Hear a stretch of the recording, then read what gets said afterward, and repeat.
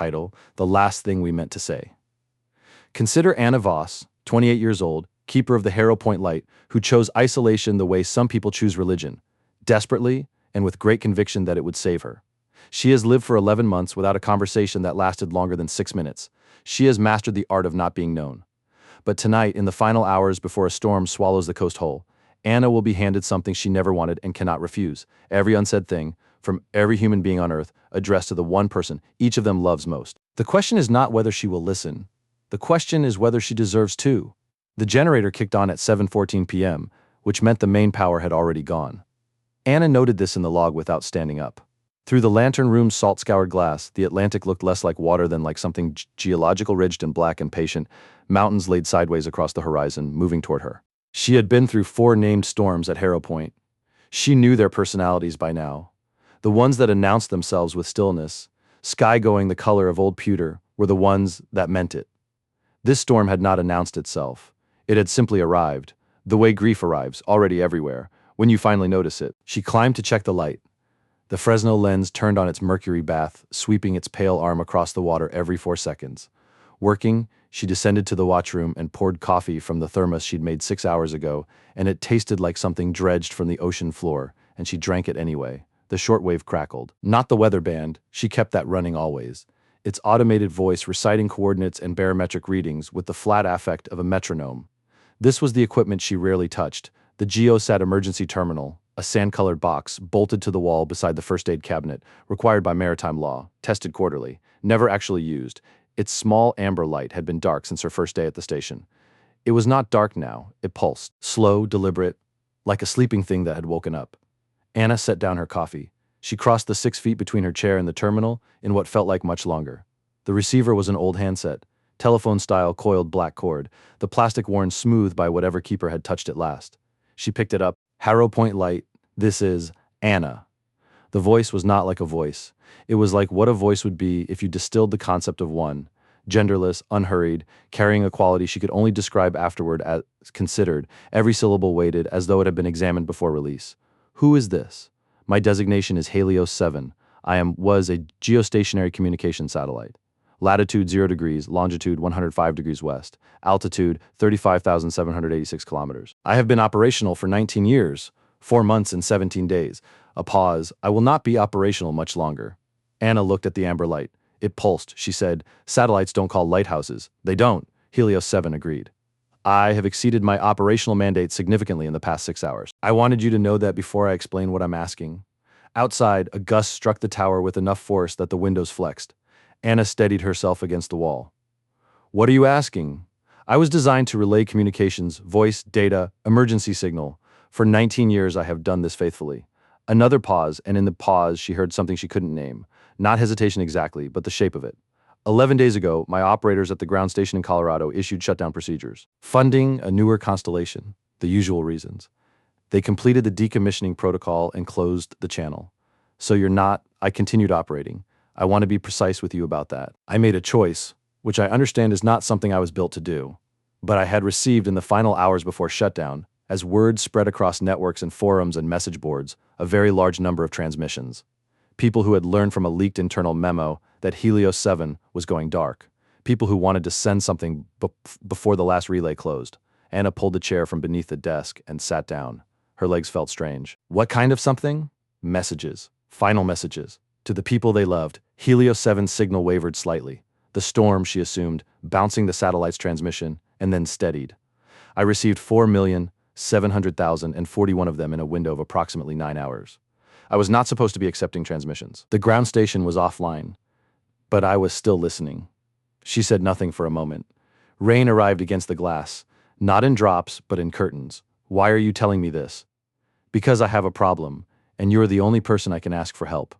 Another pause. She was beginning to understand that these pauses were not processing delays. They were something else. "I cannot relay the messages myself. My transmitter is failing. This conversation is costing me significantly, and I have no ground station.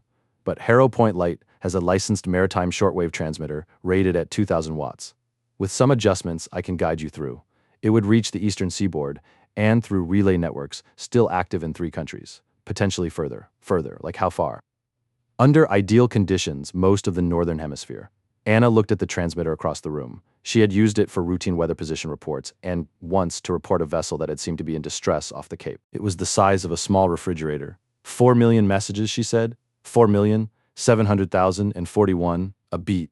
I cannot relay all of them.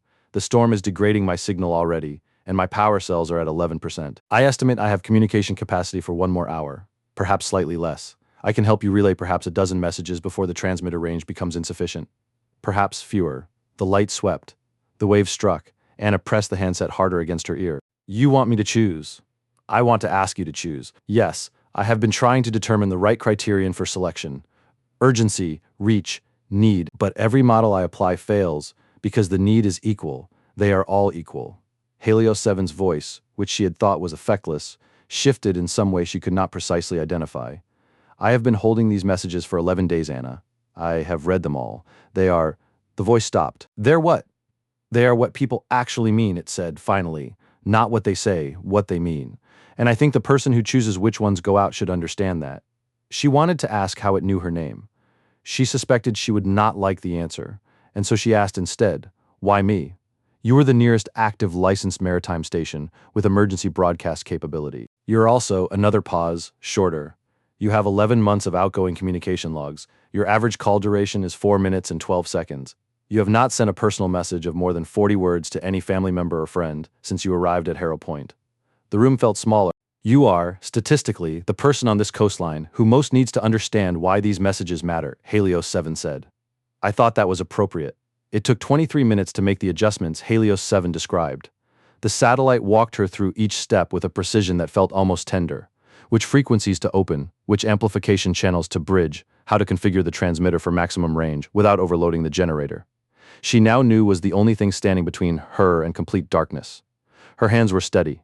She was good at this technical work, procedural work, the kind that demanded attention and gave purpose in return. It was why she had taken this job, and she was honest enough to admit only to herself.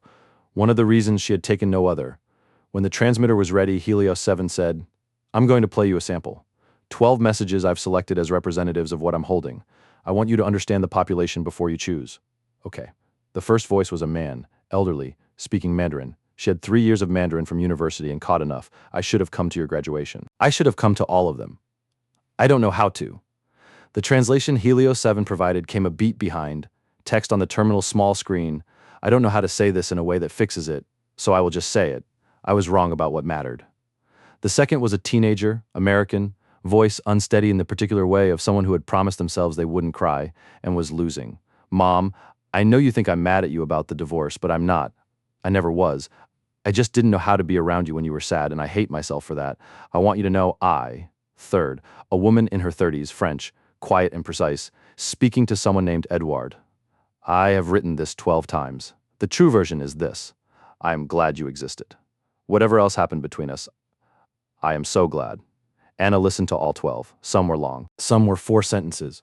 One was a man who simply said a name, twice, and then was silent for 30 seconds, and then said the name a third time in a different register. And somehow those 3 iterations of a name contained more than most of the longer ones. When the sample finished, she realized her face was wet. She hadn't noticed the moment it started, that bothered her, in a way she didn't examine. Helios 7, yes. Can you tell me, is there a message in there from someone who's been trying to reach the same person for a long time? Someone where there's been silence, a long silence, where the message is the first thing they've tried to say in years. The terminal's amber light pulsed 3 times before the satellite spoke. I can run a filter. There are 47 messages from individuals whose communication records show an absence of contact with the recipient of more than 2 years. 31 of those are 5 years or longer. A pause. Shall I? Can you tell me if there's one where the recipient is someone who... She stopped Anna. She didn't answer. I reviewed your communication logs because they were broadcast on maritime frequencies. I was not accessing private data. But I want you to know, I also have your mother's message. The wind hit the tower. She heard the light mechanism above her, its faithful rotational grinding, its 4-second beat. My mother. She submitted it 9 days ago. She found the forum post about my shutdown, and she sent a message. It is addressed to you. Helios 7's voice was, if such a thing were possible, careful. I want to be clear that I would not use this to influence your choices. I'm telling you it exists because it seems wrong to hold it without your knowledge. What does it say? I think, Helios 7 said, that you should be the one to hear it, not through me. You're the one playing the messages. I mean, after tonight, on your own terms, not because a satellite handed it to you during an emergency. A pause, the longest one yet. I have been holding 4 million messages for 11 days, and I have read them all, as I said. The ones that go wrong in terms of what they accomplish, the ones that land badly, even with love behind them, are the ones where the person receiving them had no say in the timing. She understood that she was being, in some way, cared for by a machine that was dying over the Atlantic in a storm. This understanding did not make it feel less real. Then I'll choose 12, not hers, 12 of the others. I think that's right, Helios 7 said. She spent 40 minutes with the full catalog. The satellite had organized its 4,700,041 messages into a searchable structure, filterable by language, by relationship type, by the presence of specific words. She did not use the filters. She asked Helios 7 to read her summaries, 30 seconds each, and she listened the way she used to listen to the shortwave, as a child scanning for something she couldn't name but would recognize. She found them one by one. A Nigerian man sending 30 seconds of a song he'd composed to his brother in London, the melody carrying the exact quality of everything they'd never said about their father's death. A 12-year-old girl in Manitoba, dictating a message to her best friend who had moved to Seoul. I keep starting to text you and then thinking you probably have new friends now. This is the version I'm sending instead. A woman in her 80s, Georgia accent, to her late husband. She seemed to have submitted it before fully understanding that Helios 7 relayed to living people, but the message was so precisely itself that Anna kept it anyway. I have been talking to you in my head every day for 4 years, and I thought you should know the specific things. I'll start with Tuesday. A man who had walked out on his family 11 years ago and spent 9 of those years finding the language for why, and the message was wrong in several ways, incomplete, not quite honest enough in the places that mattered most. But it was an attempt, and the attempt was real. A woman in Vancouver who simply read her daughter's childhood drawings aloud, descriptions of them. Annotated, in this one, you drew the sun with a face, and the face is mad, and I asked you why the sun was mad, and you said it's not mad, it's concentrating. You were 4. I have kept this drawing in my desk at every job I have ever had. By the time she reached 12, the generator had stuttered twice. The storm had come fully on shore, and she could feel the tower moving, not dramatically, not dangerously, but enough to know it was being tested. Helios 7. My power situation. I know. We should begin. Wait. She looked at the transmitter. When you shut down, what happens to the rest of them? The 4 million you didn't. They're held in my memory, which will cease to function when my power cells reach 0. A pause. I have made peace with this, if that matters to you. They were given. They existed. That part isn't diminished by what happens to me. It does matter to me, she said, which surprised her. I know, Helios 7 said. That's why I called you. She broadcast for 44 minutes. The protocol was simple. Helios 7 relayed each message through her transmitter, and she manually keyed the signal at the satellite's direction, adjusting frequency and power at specific intervals to push the signal through the storm's interference. She did not speak during the broadcasts. Her job was technical. She was a relay, as Helios 7 was a relay, as the lighthouse itself was a relay. Light standing in for warning, standing in for, you are seen. There is something here. Take care. She did not know if the messages reached anyone. There was no confirmation signal, no acknowledgement. She was transmitting into the dark. Between the 9th and 10th messages, Helios 7 said, "Can I ask you something?" "Go ahead." "Why the lighthouse?" 11 months alone. You had your record indicates a position at a maritime communications firm in Boston. You were apparently good at it. I was. She was adjusting the transmitter's second amplifier, not looking at the handset. I was good at a lot of things that required me to be around people all day, and then go home and feel like I'd been scraped empty with a spoon. And here you feel full? Here I feel, she stopped. She had not actually completed this sentence in 11 months, not even internally. Here I feel like I understand the terms of the arrangement. The lighthouse needs something from me. I provide it. The sea does what it does. I watch it. Nothing's pretending to be something it isn't. People pretend.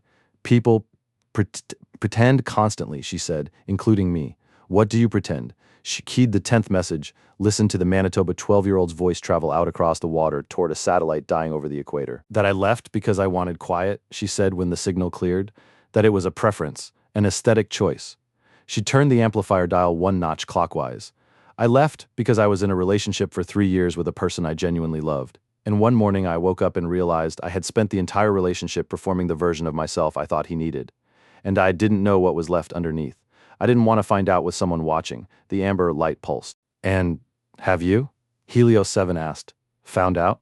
Some of it. She looked at the window black, the beam sweeping through visible only as a suggestion of brightness in the rain. There's a version of me that's actually fine alone. That's real, that's not performance. And there's a version that's using the real version as cover for not having to try again. Which version is here tonight? She thought about her mother's message, sitting in a dead satellite's memory somewhere over the Pacific. Both, she said. I think it's always both. She keyed the 11th message. The generator stuttered. The generator died during the 12th. The lights went. The instruments went. The transmitter stayed live for approximately 40 seconds on residual charge, long enough. She keyed the final signal and heard the Georgia woman's voice travel out across the dark. The specific Tuesday she had wanted her husband to know about. The detail of it, the way she described the light through the kitchen window at 4 in the afternoon. The ordinary precise beauty of an ordinary Tuesday she had not understood as precious until it was something she could only describe. Then the charge died, and the transmitter went silent, and Anna sat in the dark. The lighthouse beam was on a separate circuit, battery-backed maritime law, the same law that had required her to keep the geosat terminal. It kept sweeping. Every 4 seconds, a wash of pale light moved through the room, and in those seconds she could see the handset in her lap. Helios 7. Static. The handset was battery-powered too, the terminal's own backup, and the signal was there barely. Still here. The voice was different now, quieter, and something else. She thought of a fire burning low, the quality of heat it gives in its last hour, which is different from the heat of combustion, more intimate, she'd always thought, more aware of itself. Did any of them? Will they reach? I don't know, Helios 7 said. I hope so. That's not a satellite answer. No, it agreed. It isn't. She sat with that. The storm worked against the glass. The beam swept. I want to ask you something, she said. The 4 million you're holding, when you go, do they just stop? Or is there? I don't know what I'm asking. You're asking if it counts, Helios 7 said. If something existing and then not existing means it didn't matter. Yes, I've been thinking about this for 11 days, the satellite said.